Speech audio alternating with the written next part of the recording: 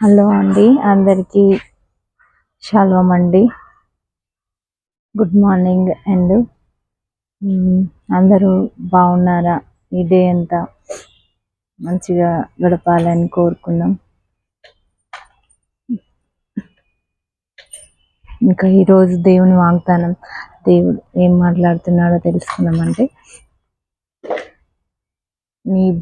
నీ బాధ నివారమై నీకు స్వస్థత కలుగును గాక. మళ్ళీ చెప్తున్నా ఫ్రెండ్స్, నీ బాధ నివారమై నీకు స్వస్థత కలుగును గాక. ఈ దేవుడు మనతో ఈరోజు మాట్లాడాడు. అంటే నా వాగ్దానం నేను చదువుకున్నాను, చదివి మీతో పంచుకున్నాను కూడా. ఇంకా మీరు కూడా మీ వాగ్దానాలను చదువుకోండి, వాగ్దానానికి వాల్యూ ఇవ్వండి, వాగ్దానానికి నిర్లక్ష్యం చేయకండి.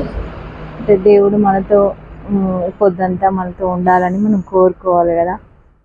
మనకేమైనా ఇబ్బందులు వచ్చినా కానీ దేవుడు సహాయం చేయాలని మనం ఆశిద్దాము.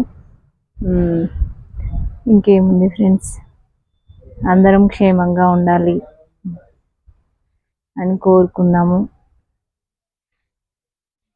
ఇవాళ సాటర్డే కదా ఫ్రెండ్స్, అందరికీ లీవ్స్ ఉన్న వాళ్ళు ఎంజాయ్ చేయండి, లీవ్స్ లేని వాళ్ళు డ్యూటీకి వెళ్తారు కదా.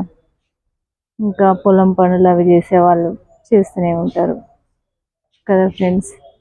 ఓకే, నేనైతే డ్యూటీకి వచ్చిన ఫ్రెండ్స్,